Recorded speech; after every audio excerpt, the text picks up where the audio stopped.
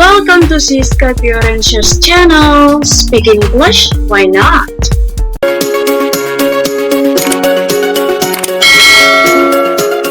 Hai semuanya, selamat datang kembali di Siska Fiorence's channel. Hari ini kita akan belajar tentang narrative perspective. Oke. Jadi ini masih berkaitan dengan video sebelumnya tentang element of the story, and one of them is about narrative perspective. Sebelum kita membahas lebih detail tentang point of view, kita harus tahu terlebih dahulu tentang dialogue and narration. What is dialogue? What is narration? Dialogue, this is when characters speak. Okay?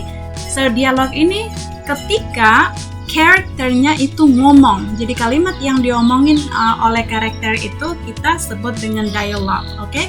While narration is when the narrator speaks.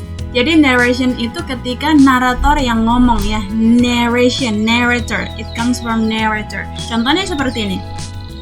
Help, my cousin Jack said. My cousin Jack said itu adalah narrationnya karena narator yang ngomong. Oke, apa yang diomongin, apa dialognya? Help! Ini sengaja dikasih warna merah dan ini merah biar lebih gampang membedakannya ya. Narration, this is narration, and dialogue. Oke? Nah, quotation mark itu separate the narration from the dialogue. Oke, quotation mark itu speech mark ya. Speech mark ini dipakai untuk separate, untuk memisahkan antara narration from the dialogue. Oke? Nah, kita lihat di sini ini speech mark-nya.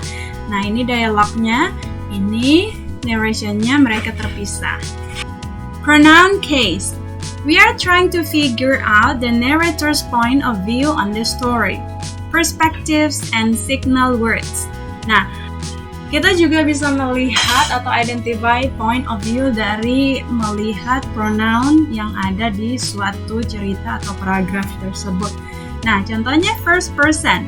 Kalau dia first person point of view, maka pronoun yang ada di paragraf itu harus ada I, me, my, mine. Kalau lebih dari satu, we, us, ours. Oke? Nah, jadi itu clue-nya ya. Kalau di second person point of view itu you, your. So talking about yourself, okay? And then the third person point of view pronounnya he, she, her, lebih dari satu, they, and also them. And also the character's name ya. Jadi ini harus diingat, ini clue yang harus kita ingat untuk mengidentifikasikan apakah cerita ini menggunakan point of view first person, second person, or third person. Nah, this is a secret for you. I'm in the room. Ini first person ya, karena kita lihat pronounnya I. You come in the room. Nah, ini second person karena pronounnya you. Then he or she came in the room. And then he dan she itu third person. Okay? Nah, khusus untuk third person point of view ada 3 jenis ya. Apakah narrator itu menceritakan thoughts, pikiran or feeling atau perasaan karakter tersebut? Okay? Apa-apa aja 3 types of the third person? The first one is third person omniscient. Jadi yang pertama itu third person omniscient. Narrator is all-knowing. Oke? Jadi penulis itu tahu semuanya.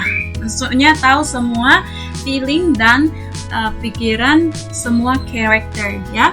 Narrator tells thoughts and feelings of the more than one character. Nah, jadi diingat untuk third person omniscient itu menceritakan tentang thought and feeling dari lebih dari satu karakter ya.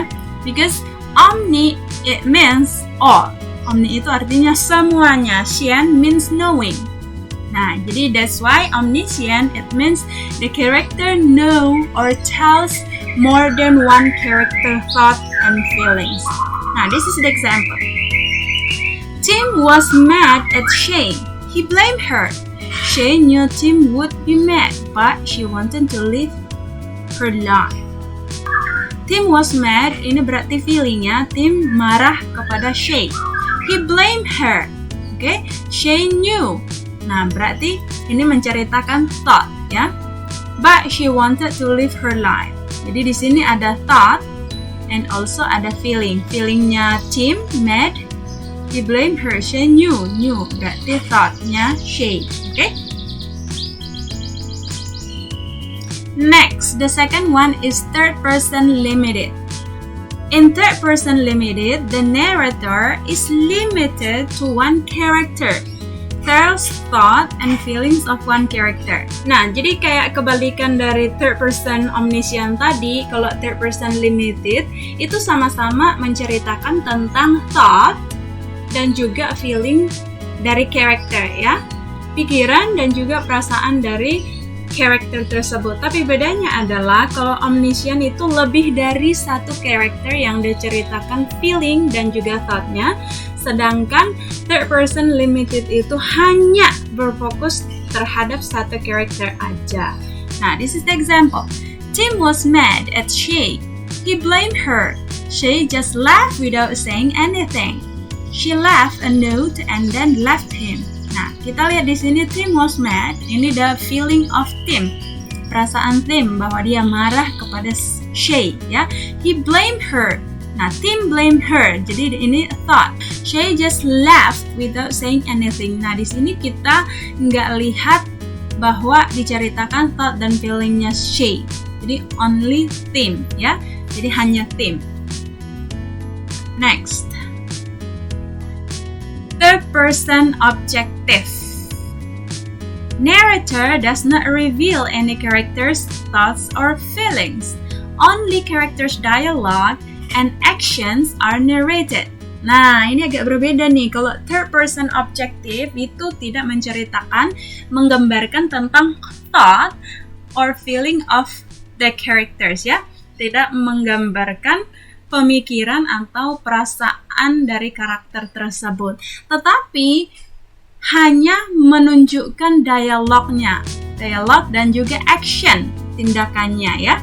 For example like this. Tim slammed the door. Tim slammed the door, berarti itu actionnya boom, slam. He walked upstairs and read a note from Shay. He kicked the trash can and started crying. Nah, di sini kita lihat hanya actionnya. He kicked, the word kick berarti action juga. Slam juga action. Walk upstairs, read a note also action. Jadi itu tentang third person objective, hanya menceritakan tentang dialog dan juga action, tindakan yang dilakukan oleh karakter tanpa menceritakan tentang thought or feelings of the character. Jika kalian suka dengan video ini, silakan klik like dan tulis komen kalian di kolom komentar. Jangan lupa tekan tombol subscribe agar kalian tidak ketinggalan video Siska yang lainnya. Oke guys, terima kasih sudah menonton videonya sampai selesai. See you next time in the next video. Bye bye.